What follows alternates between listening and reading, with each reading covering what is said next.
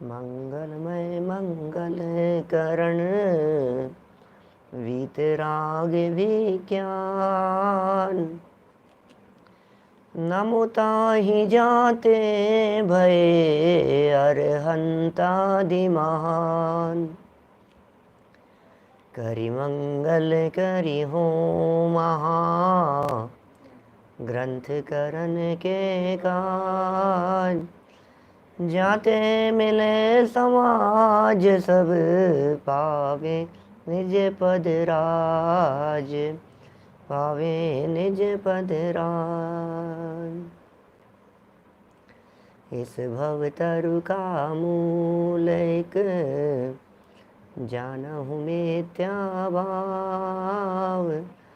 ताको करि निर्मूल अब करिए मोक्ष उपाव। करिए मोक्ष उपाव। मोक्ष मार्ग प्रकाशक नामक यह ग्रंथ है। आचार्य कल्प पंडित प्रवर टोडरमल जी साहब की अनुपम रचना। व्यवहाराभासी जीवों की चर्चा चल रही थी। कैसे होते हैं व्यवहाराभासी जीव और क्या करते हैं वे लोग, कौन सी जगह पर अटक जाते हैं और कहाँ भूल कर जाते हैं, उनका यह मूल प्रकरण है। और इसमें 4 प्रकार के व्यवहाराभासियों में चौथे प्रकार के व्यवहाराभासियों की चर्चा चल रही थी। पहले थे कुल अपेक्षा धर्मधारक, दूसरे थे परीक्षा रहित आज्ञानुसारी धर्मधारक, तीसरे थे सांसारिक प्रयोजनार्थ धर्मधारक, और ये चौथे जीव थोड़े से सूक्ष्म भूलों वाले हैं। इनका नाम है धर्म बुद्धि से धर्मधारक। ये लोग धर्म बुद्धि से धर्म करना चाहते हैं। माने इनका अभिप्राय मूल में बुद्धि जो है इनकी, ये धर्म करने की है। ये चाहते ही हैं कि हम धर्म करें, ऐसे लोग हैं। तो इन लोगों में ये कहना चाह रहे हैं यहाँ, बोले सम्यक दर्शन करना चाहता है लेकिन कहीं भूल रह जाती है। सम्यक ज्ञान और सम्यक चारित्र इनके संदर्भ में कहीं ना कहीं चूक रह जाती है। और सम्यक दर्शन के संदर्भ में जो भूलें हैं, ये भूलें देवगुरु धर्म की भक्ति के संदर्भ में है और फिर तत्वों के संदर्भ में होगी। तो सबसे पहले यहाँ देव भक्ति के अन्यथा स्वरूप की चर्चा चल रही थी। और कल हमने जो बातें देखी है, काफ़ी बातें पिछले 2-3 दिन से चर्चा चली रही है।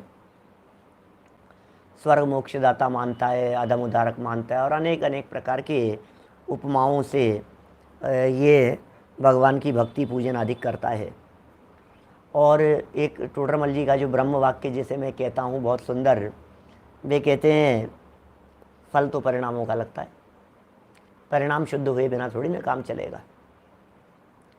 तेरे परिणाम कहाँ हैं? असली चीज़ तो वो है, परिणाम कौन सी जगह पर लगे हुए हैं। हिसाब उसने कुत्ते ने नमोकार मंत्र सुना था, उसका काम हो गया था। नाम लेने मात्र से, नाम की महिमा की काफ़ी चर्चा हुई, नाम लेने से काम हो गया था। ये जाप करने से काम हो गया था। हम तो नाम लेते हैं या जाप करते हैं और हमारा काम होता रहता है ना। तो टोडरमल जी साहब ने यहाँ बहुत बातें कही और उन्होंने कहा अकेला नाम मात्र लेने से कुछ नहीं होता है। अरे बिना परिणामों के नाम बोलने वाले का भी भला नहीं होता है, तो सुनने वाले का कैसे हो जाएगा?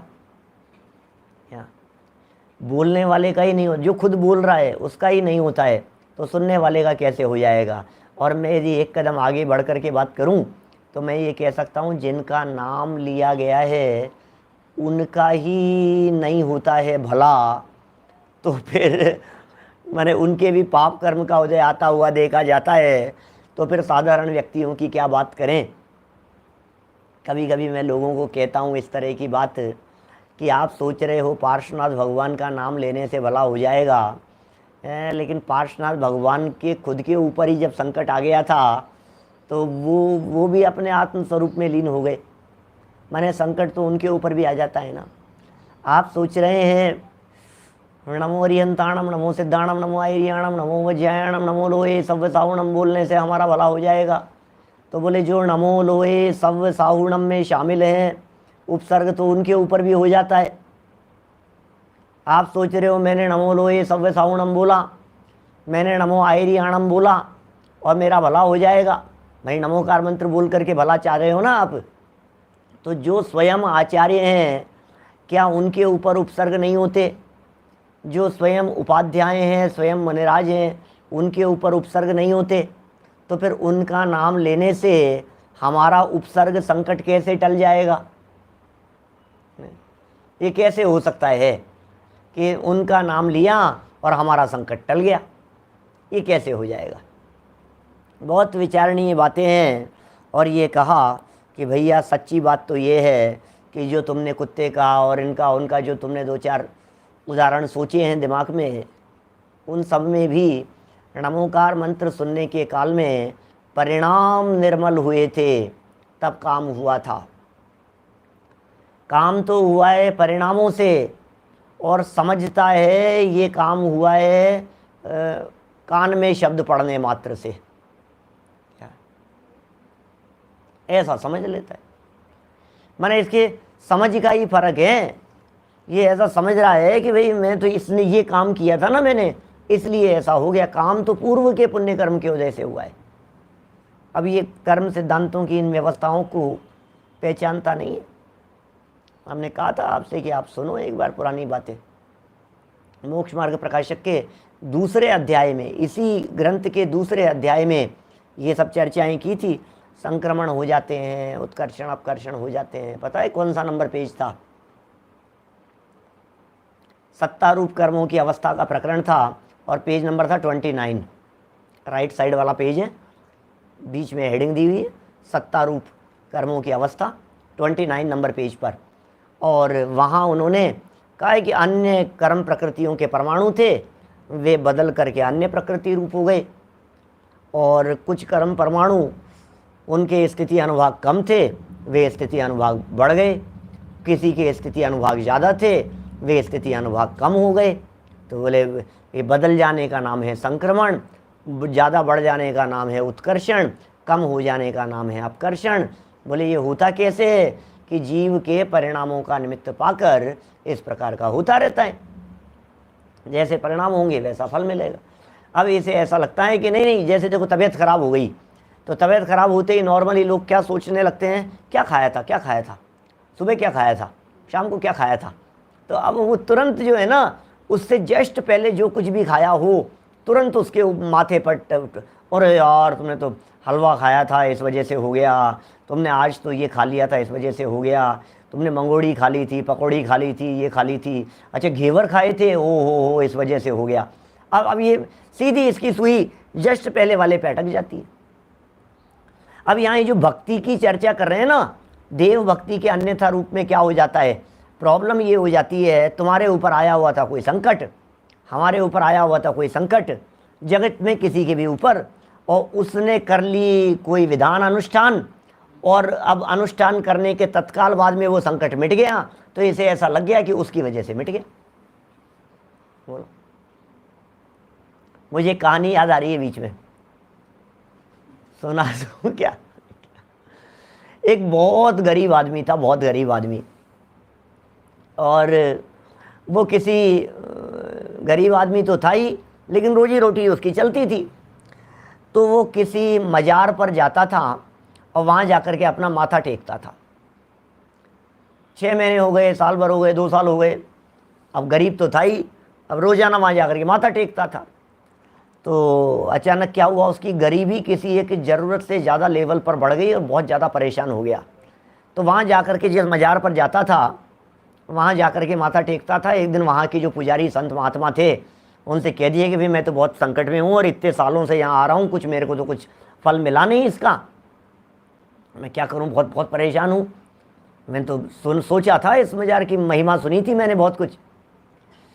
तो अब हुआ ये कि उसने, जो संत महात्मा था, उसने ये कहा कि भाई मैं तो क्या कर सकता हूँ, लेकिन कुछ ना कुछ तुम तो एक काम करो, एक गधा है हमारे यहाँ एक, इस गधे को ले जाओ।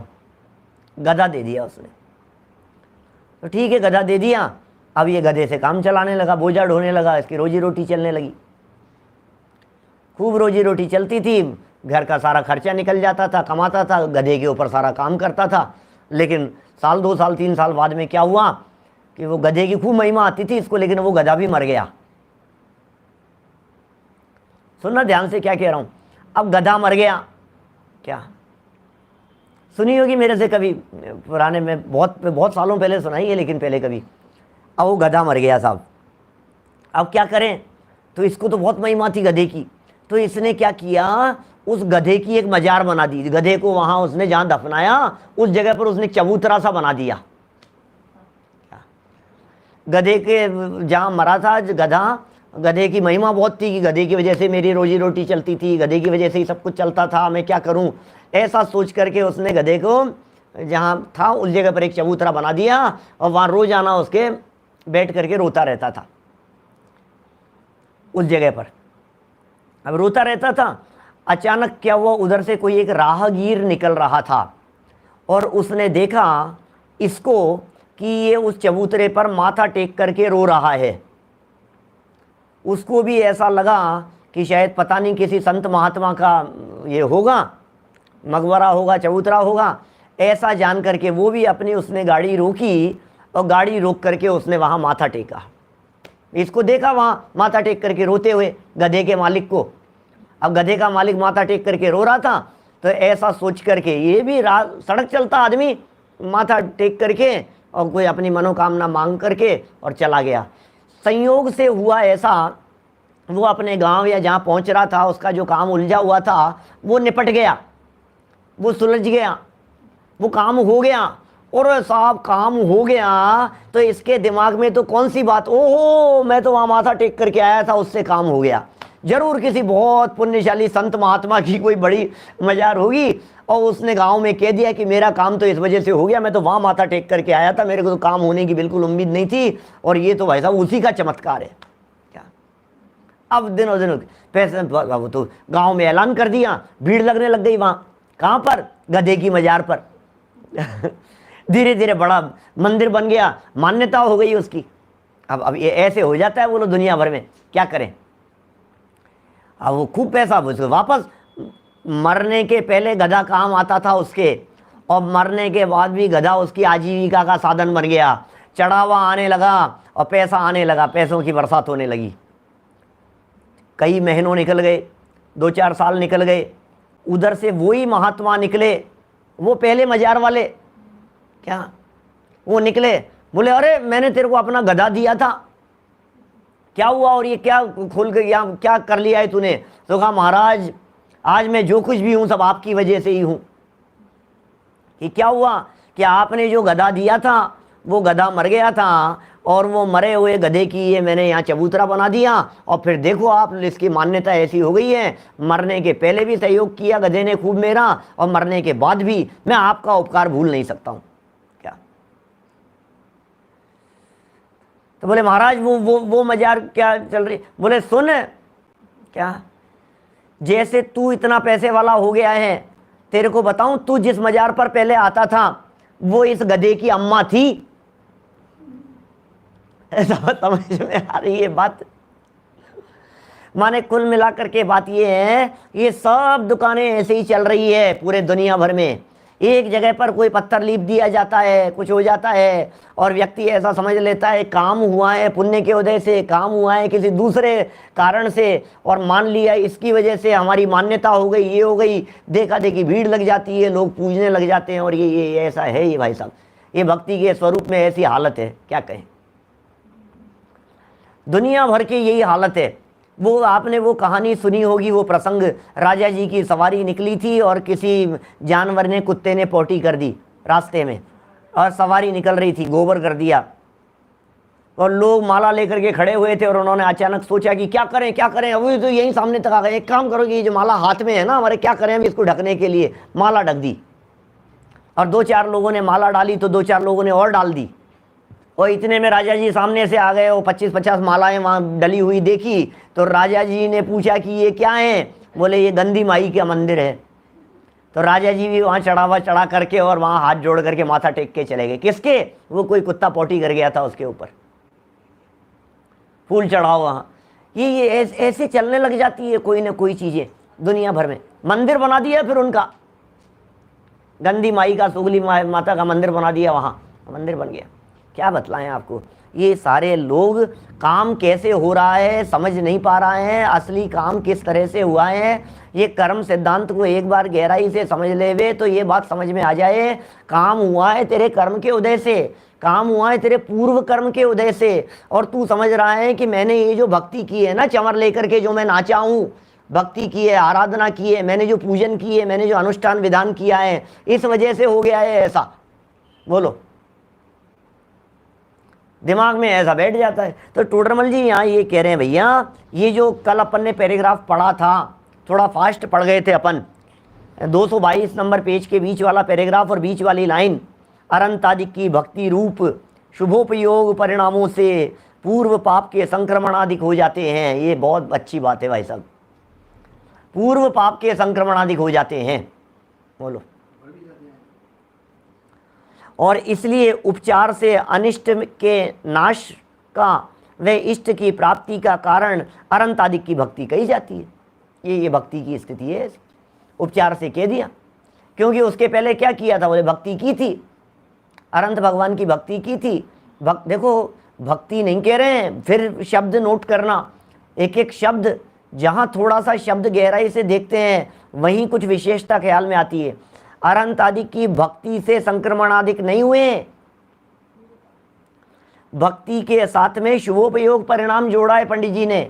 ये पंडित जी के लेखन की विशेषता है। आज हम चर्चा करने लगे तो वाक्य हमारे मुंह से भी निकलेगा कई बार, अनंत आदि की भक्ति से संक्रमण हो जाते हैं, भक्ति से पाप कर्म के अपकर्षण हो जाते हैं, भक्ति से पुण्य का उत्कर्षण हो जाता है, भक्ति से हो जाता। टोडरमल जी ने ये नहीं लिखा भक्ति से हो जाता है, संक्रमणाधिक हो जाते हैं। क्या लिखा? भक्ति रूप शुभोपयोग परिणामों से। इसका मतलब तुम्हारे नाच गान रूप भक्ति से तो वो भी नहीं होता, शुभोपयोग परिणाम साथ में जुड़े हुए हो। भक्ति हो रही थी, नाच गान भी हो, कोई दिक्कत नहीं है, लेकिन उस नाच गान के साथ में यदि आपके शुभोपयोग परिणाम होंगे तो काम होगा, और शुभोपयोग रूप परिणाम नहीं होंगे तो अकेली वो भक्ति कुछ भी करने में समर्थ नहीं है, कुछ भी नहीं होगा उस भक्ति से। क्या हो जाएगा उस भक्ति से? बोलो, देखिए क्या कहा फिर, ये जो भक्ति कही जाती है, और कोई व्यक्ति इसमें नादान व्यक्ति सांसारिक प्रयोजन से ही कर रहा हो तो फिर तो फल भी नहीं मिलेगा, फिर तो उल्टा पुण्य की जगह पाप और लगेगा, वो भक्ति अशुभ में निमित्त बन जाएगी, ऐसी स्थिति हो जाएगी। उनसे पाप कर्मों का संक्रमण कैसे होगा? ये पैराग्राफ अपन ने कल पढ़ लिया था। आगे देखिए, ज्ञानी अज्ञानी की भक्ति के संदर्भ में बड़ी सुंदर बात यहाँ प्रस्तुत की है। अभी कह रहे हैं, तथा कितने ही जीव भक्ति क्यों करते हैं? क्योंकि भक्ति को मुक्ति का कारण जानते हैं। और अरे भक्ति से मुक्ति होती है भाई साहब, आप तो भक्ति करो, क्या ऐसी भक्ति होनी चाहिए, क्या ऐसी लगन लगे भगवान के साथ में, बस भगवान, हे भगवान बस आप ही हो, मैंने तो आपके भरोसे मैंने सब कुछ छोड़ दिया है, सब कुछ कर लिया है। ऐसी जिसकी भक्ति हो, भक्ति को मुक्ति का कारण जान लेते हैं, इसी से मुक्ति हो जाएगी। वहाँ अति अनुरागी होकर प्रवर्तते हैं। यार कैसी भक्ति है भाई साहब, इनकी तो जो भक्ति दिखाई दे रही है, क्या जैसी भक्ति इनकी दिखाई दे रही है। क्यों दिखाई दे रही है इतनी भक्ति? क्योंकि विश्वास बैठा हुआ है। देखो, अज्ञानी भी व्यक्ति भक्ति कर रहा है और ज्ञानी व्यक्ति भी भक्ति कर रहा है। अज्ञानी व्यक्ति भक्ति ज़्यादा करता हुआ दिखाई दे रहा है, खूब भक्ति कर रहा है, क्या नाच रहा है, क्या भाव विभोर होकर के नृत्य कर रहा है। कारण क्या है? उसके दिमाग में बैठा हुआ है, भगवान की भक्ति इसलिए कर रहा हूँ कि भगवान बचाने आ जाएंगे, भगवान ही कर सकते हैं, मेरे इस संकट को भगवान ही मिटाएंगे। ये श्रद्धा, गलत मान्यता दिमाग में बैठी हुई है, इसके कारण लगा रहता है उसी चीज में। वे तो अन्य मति जैसे भक्ति से मुक्ति मानते हैं, वैसा ही इनके भी श्रद्धान हुआ। आपने कौन सा नया काम कर दिया? जैसा अन्य मति मान रहे हैं वैसा आपने मान लिया, कोई विशेष काम नहीं हुआ। परंतु भक्ति तो राग रूप है और राग से बंध है, इसलिए मोक्ष का कारण नहीं है। ये सिद्धांत वाक्य हो गया कि भक्ति मोक्ष का कारण नहीं है। भक्ति से मोक्ष कभी नहीं हो सकता। कितने समय तक भक्ति करें बोलो कि जिससे हमारे को मोक्ष मिल जाए? तो सिद्धांत वाक्य क्या है? भक्ति तो राग रूप है, भक्ति में राग है। शुभ राग होगा भले ही, मंद राग होगा, पुण्य बंध की कारण होगी। तो भक्ति तो राग रूप ही है। भक्ति में तो जिनेंद्र देव के प्रति, पंच परमेष्ठियों के प्रति, देवशास्त्र गुरु के प्रति विशेष प्रकार का राग दिखाई देता है। भक्ति में तो राग है क्या? और राग से बंध है। और अभी ये जो राग है ना, ये तो अंदर के राग भाव की बात कर रहे हैं, लेकिन दुनिया तो राग में उलझी है। क्या? कौन से राग में? राग माने धुन, राग परिणाम भी है और राग माने धुन भी है। अभी जो लोग नाचते गाते दिखाई देते हैं प्रतिष्ठाओं में, वे तो सब धुन पर नाच रहे हैं। शब्द भी कहाँ है, भक्ति का राग भी कहाँ है? समझ में आ रही है बात? उनको तो धुन दिखाई दे रही है। क्या धुन? कोई ऐसी धुन होनी चाहिए जिस धुन के ऊपर हमारे पैर थिरकते हों। क्या? मेटो राग कुटेव, जो विनय पाठ में लिखा, उसकी तो खबर ही नहीं है इसको। क्या? ये तो भक्ति मुक्ति दातार, उस लाइन पर रीझता है। भक्ति से मुक्ति हो जाती है, इस लाइन पर रीझता है। तो भक्ति तो राग रूप है और राग से बंध है, इसलिए मोक्ष का कारण नहीं है। भक्ति तो किसी भी रूप में मोक्ष का कारण नहीं हो सकती है। जब राग का उदय आता है, अब मार्मिक बात, ज्ञानी अज्ञानी के अंदर अंतर करने की कोशिश कर रहे हैं। माने कोई व्यक्ति ये कहे कि साहब ज्ञानी भी तो करता है, ये देखो लिख रहे हैं यहाँ, देखिए भाई साहब, राग का उदय तो सबके आता है। अभी घर गृहस्थी में बैठे हुए हैं, अभी छद्मस्त जीव हैं, राग का उदय तो आएगा। अब राग का उदय आया, अब राग को चाहिए अवलंबन, और अवलंबन उस राग को यदि कोई जो मिलेगा उसका अवलंबन कर लेगा वो राग। अब यदि अवलंबन मिल गया है बाल बच्चे परिवार, तो राग अशुभ हो जाएगा। और यदि आपने राग का उदय आने पर अवलंबन लिया पंच परमेष्ठी का, तो वो राग शुभ राग की दिशा में बदल जाएगा। मतलब राग की दिशा बदल दी। समझ में आ रही है बात? जैसे बच्चे जो बहुत शैतान होते हैं ना, वो बहुत उछल कूद कर रहे होते हैं, तो आप क्या करो, उन बच्चों की दिशा बदल दो उपयोग की।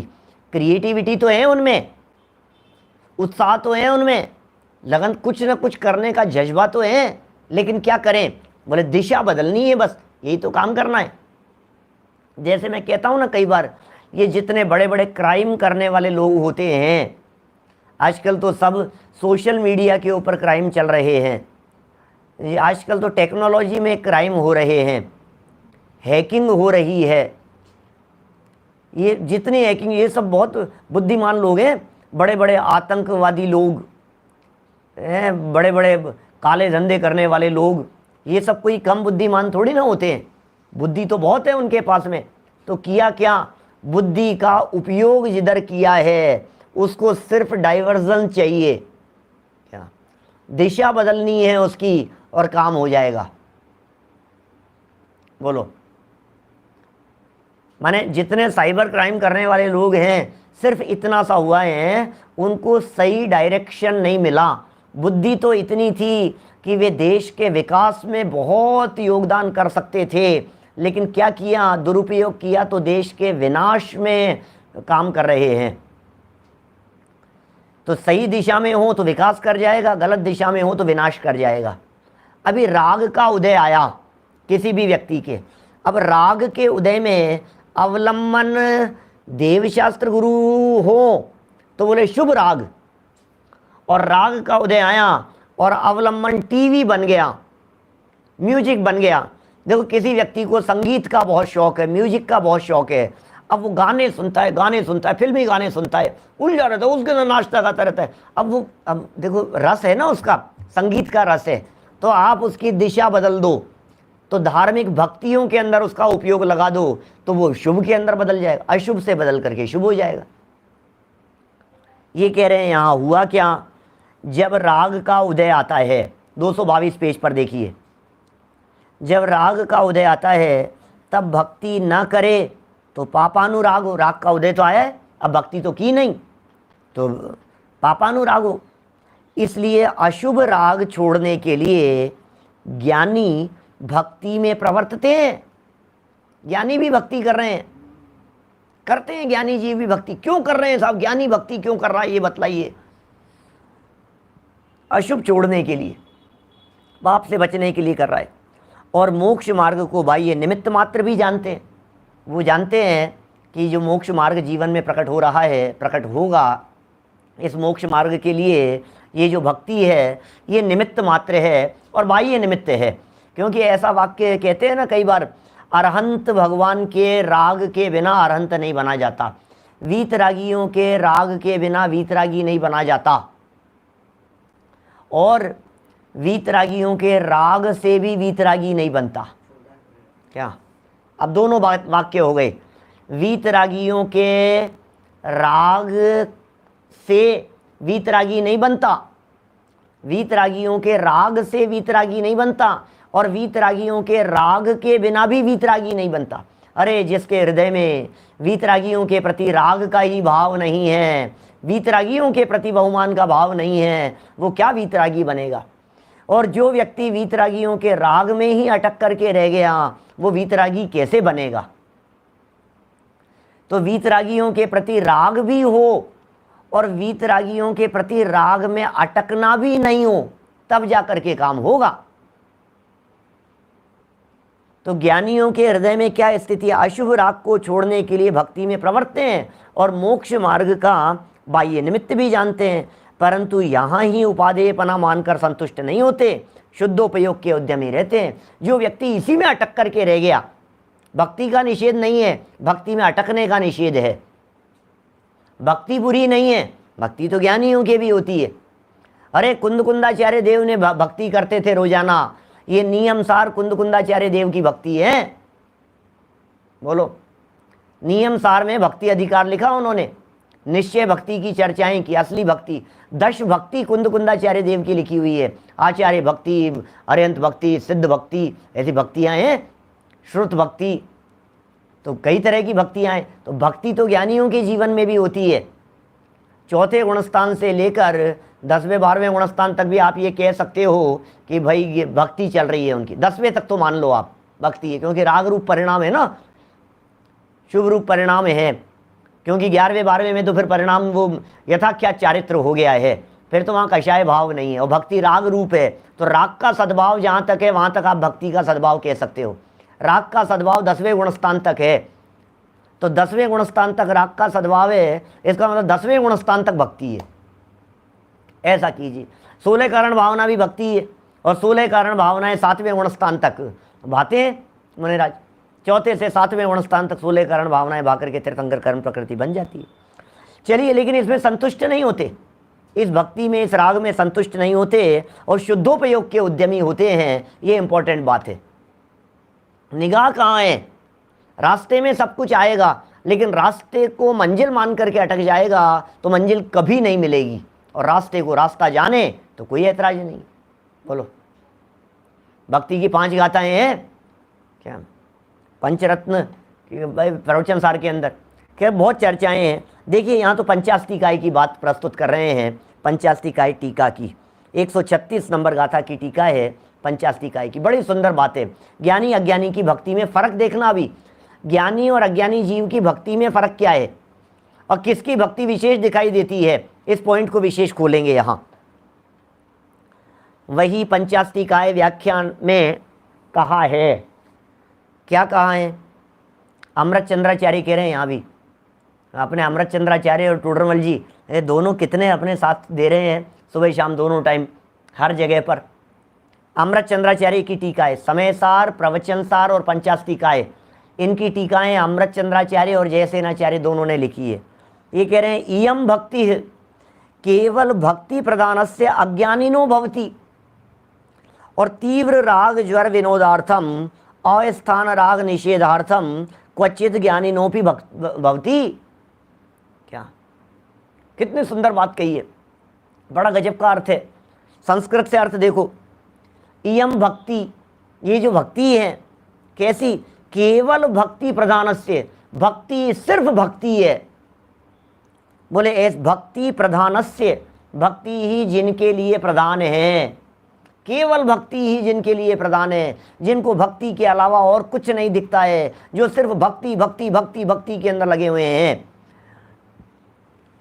ढोल मंजीरा दे दो उनको, माइक दे दो उनको, सिर्फ भक्ति करेंगे, सिर्फ चंवर दे दो उनको, अब वो नाचेंगे गाएंगे, खूब भक्ति करेंगे, बहुत उनका तो जब जैसे भक्ति के नाम पर तो उनका ऐसा मन मयूर नाचने लगता है।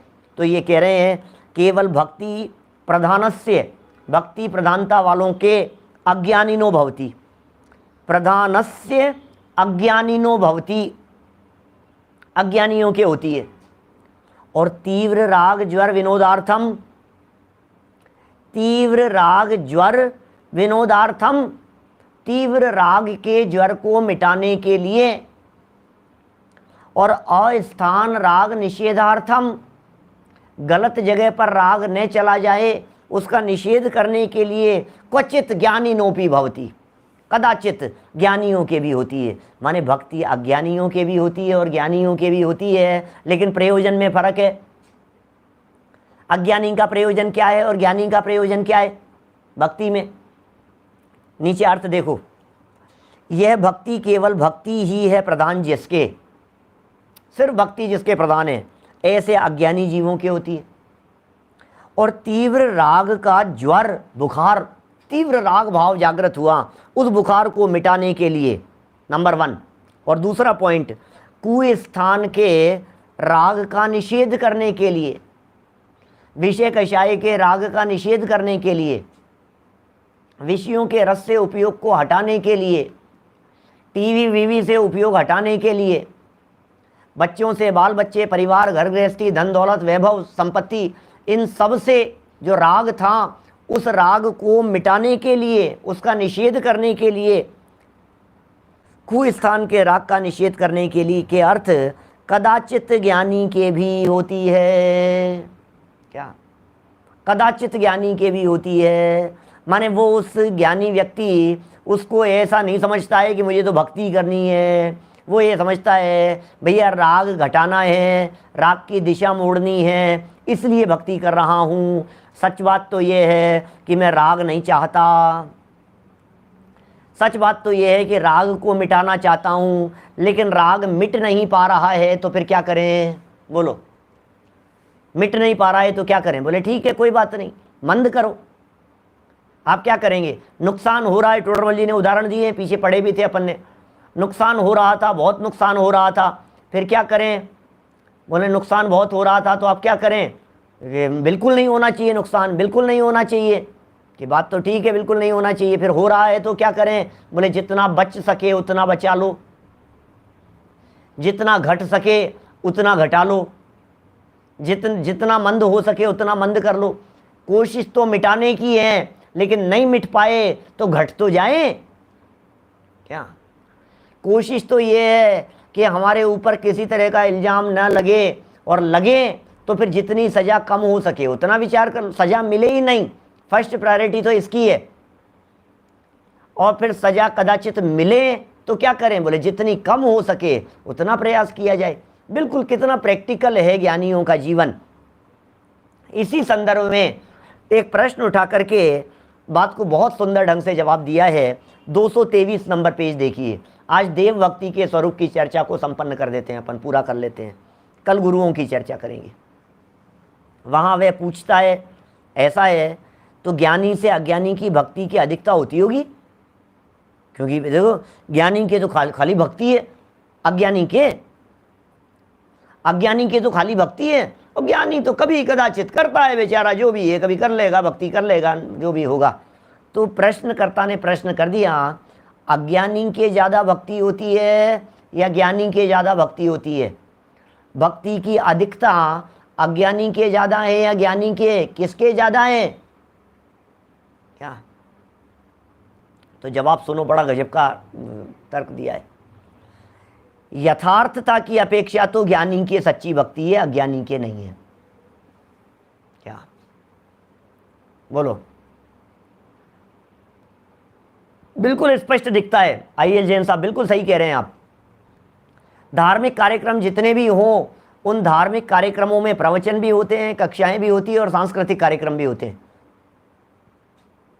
विधि विधान अनुष्ठान प्रतिष्ठा आदि कार्यक्रमों में। तो आप देख लीजिए जन्म कल्याणक के दिन कितनी भीड़ होगी और बाकी के कल्याणकों के दिन सब धीरे धीरे सब। जन्म कल्याणक पीक टाइम होता है, दीक्षा कल्याणक घट गए, ज्ञान कल्याणक और घट गए, और केवल ज्ञान कल्याणक के दिन तो बस गिने चुने लोग रह गए। ऐसी स्थिति है। और प्रत्यक्ष देखते हैं कार्यक्रम हो रहा है, भीड़ लग गई है, सांस्कृतिक कार्यक्रम हो रहा है, बहुत भीड़ लग गई है, और प्रवचन हो रहा है, लोग बहुत कम बैठे हुए हैं। क्या बोलो, लेकिन हमारे सामने जितने लोग बैठे हुए हैं ना, ये सब के सब लोग, ये सब प्रवचन की रुचि वाले लोग हैं। एक भी दिन भक्ति नहीं कराई मैंने, और फिर भी संख्या 1000 1000 1,500 1,000 जो जैसी होती है, जब इतने डिवाइस हजारों लोग जो सुन रहे हैं, सब सिर्फ प्रवचन की रुचि वाले लोग हैं। लेकिन क्या करूं, प्रवचन की रुचि वाले लोगों के हृदय में भी कहीं ना कहीं भक्ति की रुचि ज़्यादा अस्थान में न पनपने लग जाए। इसलिए टोडरमल जी ये प्रकरण दे रहे हैं। क्या दे रहे हैं टोडरमल जी? कि भैया ज्ञानी के होती है सच्ची भक्ति, ऐसा मत समझना ज्ञानी भक्ति नहीं करता है। सौदर में इंद्र जैसा चतुर्थ गुणस्थानवर्ती व्यक्ति भी आकर के ज्ञानी भक्ति करता है। बोलो, सौदर में इंद्र जैसा भी आकर के भक्ति करता है, दरवाजे पर आकर के नाचता है, उसके भी भक्ति बहुत दिखाई देती है। अरे मुनिराज भी भक्ति करते हैं, ज्ञानी भी भक्ति करते हैं, लेकिन उनकी भक्ति में सच्चाई होती है, दिखावा नहीं होता, प्रदर्शन नहीं होता। ज्ञानी जीव चंवर लेकर के नाचता भी है, लेकिन उसके नाचने में उसके पैर यथा योग्य रीति से जैसे थिरकते हैं वैसे थिरकते हैं। और अज्ञानी जो नाचता है, वो अज्ञानी दूसरों को दिखाने के लिए नाचता है।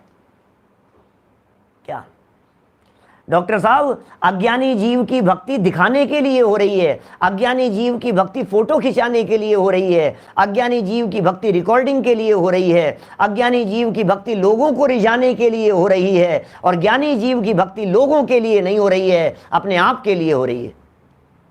बोलो, अपने राग भाव को कम करने के लिए ज्ञानी की भक्ति होती है, और अज्ञानी की भक्ति लोगों को रिझाने के लिए होती है। ज्ञानी की भक्ति में मर्यादा होती है, अज्ञानी की भक्ति अमर्यादित होती है।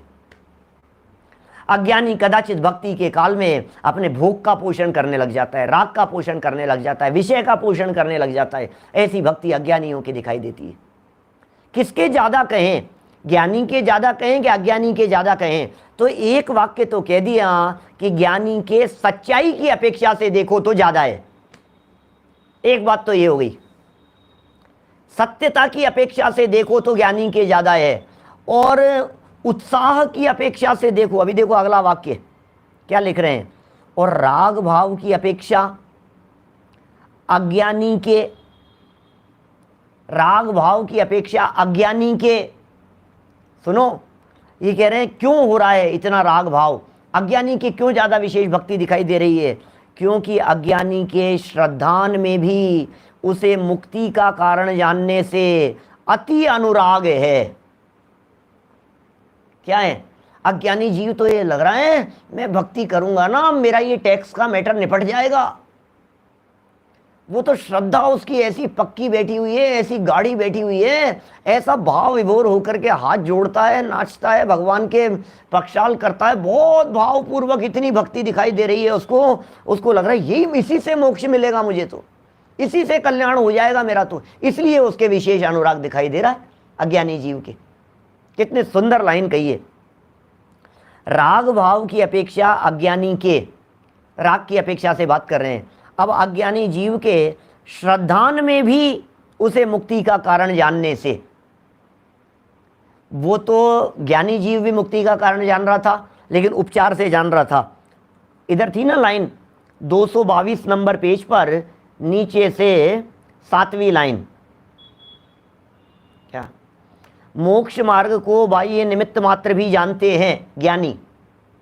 222 पेज पर नीचे से 7वीं लाइन जो अभी अपन ने पढ़ी थी, ज्ञानी भक्ति में प्रवर्तते हैं और मोक्ष मार्ग को बाह्य निमित्त मात्र भी जानते हैं। मोक्ष मार्ग को निमित्त भी जान रहा है, बाह्य निमित्त जान रहा है। ये तो मोक्ष मार्ग को बाह्य निमित्त जान रहा है और अज्ञानी जीव मोक्ष का असली कारण जान रहा है, ये फर्क है। तो जो असली कारण जानेगा उसका उत्साह बहुत ज़्यादा होगा, और जो सोचेगा हाँ ठीक है भाई, ठीक है, कोई बात नहीं, इस भक्ति से क्या होगा, अर्थ तो समझो, भाव तो समझो, परिणाम तो लगने चाहिए आपके। ज्ञानी जीव की दृष्टि परिणामों के ऊपर हुआ करती है। तो बाह्य में कदाचित ज्ञानी को अनुराग बहुत होता है और कभी अज्ञानी को होता है, ऐसा जानना, इसमें क्या है। बाहर में ये बातें दिखाई देती है, कभी ज्ञानी को अनुराग दिखाई देगा विशेष, कभी अज्ञानी को दिखाई देगा। लेकिन अज्ञानी जीव की भक्ति में स्वार्थ दिखता है क्या? अज्ञानी जीव की भक्ति में उसे वास्तव में भक्ति है नहीं, क्योंकि वो भगवान का भक्त नहीं है। ये जो बीच में जो पॉइंट आ गए थे, कल परसों जो चर्चाएं की है, सांसारिक प्रयोजन पर उसकी दृष्टि है। जिसकी दृष्टि सांसारिक प्रयोजन के ऊपर है, इसका मतलब उसकी दृष्टि भक्ति पर नहीं है, और भक्ति में भी धुन पर है तो उसके भाव पर नहीं है। अरे आपको जो भक्ति में आनंद आ रहा है, वो भक्ति में आनंद किस बात का आ रहा है, ये तो बताओ। भक्ति में आनंद किस बात का आया है? अभी मैं यहाँ से गाने लग जाऊँ, मान लो कुछ भी, अगर यार पंडित जी बंद करो यार, बंद करो यार, आपकी आवाज़ अच्छी नहीं है यार पंडित जी, तो फिर क्या करें?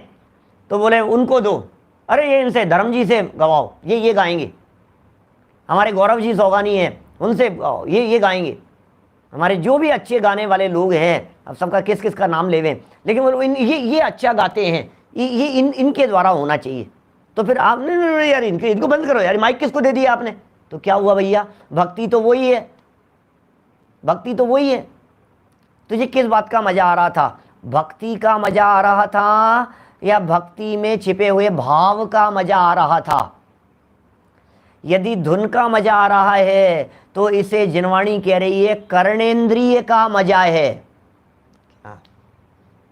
जो धुन सुन रहे हैं ना, जिसे धुन का मजा आ रहा है, उन्हें उसकी राग का, म्यूजिक का मजा है, उसे इंस्ट्रूमेंट का मजा है, वो संगीत का मजा आ रहा है, वो कर्णेंद्रिय का विषय है। जैसे चक्षु इंद्रिय के विषय नहीं, स्पर्शनेंद्रिय के विषय त्याज्य हैं, रसना घ्राणेंद्रिय के विषय त्याज्य हैं, उसी प्रकार से कर्णेंद्रिय के विषय भी त्याज्य हैं। कि नहीं साहब, फिर भी साहब भाव लगते हैं, साहब भाव लगते हैं, साहब म्यूजिक की तो बात ही अलग ही होती है, म्यूजिक होना चाहिए, ये होना चाहिए, तो भी भैया ज्ञानी की दृष्टि भाव पर होती है। और सच्ची भक्ति बतला दें आपको, नियम सार की भक्ति, मुक्तिगत नर श्रेष्ठ की भक्ति करें गुण भेद से, वह परम भक्ति कही है जिन सूत्र में व्यवहार से। 135वीं गाथा है, कहाँ की? नियम सार की। नियम सार में कुंद कुंदाचार्य देव 135 नंबर गाथा में कहते हैं, 135 नंबर गाथा में, कौन सी भक्ति? गुण भेद से भक्ति करो अनंत भगवान की। अरे यहाँ बैठा है व्यक्ति, शांत चित्त से बैठा हुआ है और उपयोग में चल रहा है, ओहो भगवान तो वीतरागी होते हैं, वाह क्या बात है, ओहो भगवान की सर्वज्ञता को देखो, अनंत चतुष्टय से संपन्न है, अनंत सुखी हैं, अनंत ज्ञान के धनी हैं, अनंत वीर्यवान हैं, वो साधी अनंत काल के लिए सुख सुख सुख और आनंद का उपभोग करेंगे, सदा सदा के लिए अपने स्वरूप में लीन हो गए हैं। बोले ये जो भक्ति है ना अनंत भगवान की, इस भक्ति को कह रहे हैं, बोले ये व्यवहार से भक्ति है, ये भक्ति हो रही है। एक व्यक्ति शांत चित्त से बैठ करके, हाथ पे हाथ धर के, आंखें बंद करके अनंत भगवान के गुणों के बारे में चिंतन कर रहा है, गुण भेद से अनंत भगवान का विचार चिंतन कर रहा है। इसे कुंद कुंदाचार्य देव नियम सार 135 नंबर की गाथा में कह रहे हैं, बोले ये भक्ति है। और बोले ये भक्ति तो व्यवहार से भक्ति है, इसे तो व्यवहार से भक्ति कहते हैं। बोले निश्चय भक्ति क्या होती है? बोले निश्चय भक्ति में भक्त और भगवान का भेद नहीं रहता है, निश्चय भक्ति तो अभेद भक्ति है। निश्चय भक्ति तो जब भगवान की भक्ति का विकल्प टूटकर अपने आत्म स्वभाव के साथ में जुड़ जावे, उसे कहते हैं सच्ची भक्ति, उसे कहते हैं निश्चय भक्ति। बोलो, जब उपयोग बाहर से हट करके अपने ज्ञायक स्वभाव के साथ में जुड़ गया, जुड़ान हो गया, वो निश्चय से भक्ति है। तो व्यवहार भक्ति कौन सी है? बोले चंवर लेकर के नाचने को तो भक्ति कहा ही नहीं। तुम्हारे हाथ पांव जो थिरक रहे हैं उनको तो व्यवहार, अरे वो तो व्यवहार में भी व्यवहार है, स्थूल व्यवहार है, बहुत दूर का व्यवहार है। क्योंकि जब गुण भेद से भक्ति करने को व्यवहार भक्ति कह रहे हैं, तो फिर आपके ये जो नाटक दिखाई दे रहे हैं, इन भक्ति की क्या क्या बात करें, कौन सी भक्ति की बात करें अपन? समझना पड़ेगा गहराई से ये जिनवाणी क्या कह रही है, कौन सी भक्ति की बात कर रही है। इसलिए वो जो सच्ची भक्ति होती है, चाहे वो गुण भेद वाली भक्ति हो, चाहे भेद का विकल्प तोड़कर अभेद ज्ञायक भगवान आत्मा के साथ में अवलंबन वाली भक्ति हो, बोले ये तो है सच्ची भक्ति। निश्चय से सच्ची भक्ति अपने साथ जुड़ना, व्यवहार भक्ति अनंत भगवान की गुण भेद से भक्ति करना, ये सारी भक्ति ज्ञानियों की होती है असली भक्ति। और फिर बाकी अदम उदारक हैं, पतित पावन है, प्रभु पार लगा देना मेरी नैया, ये सब जितनी भक्ति है, पारस प्रभु जी पार लगा दो। अब ये जो भक्ति है, बोले इसको क्या क्या भक्ति कहें? इसमें न तो भगवान को पहचान रहा है ना अपने आप को पहचान रहा है।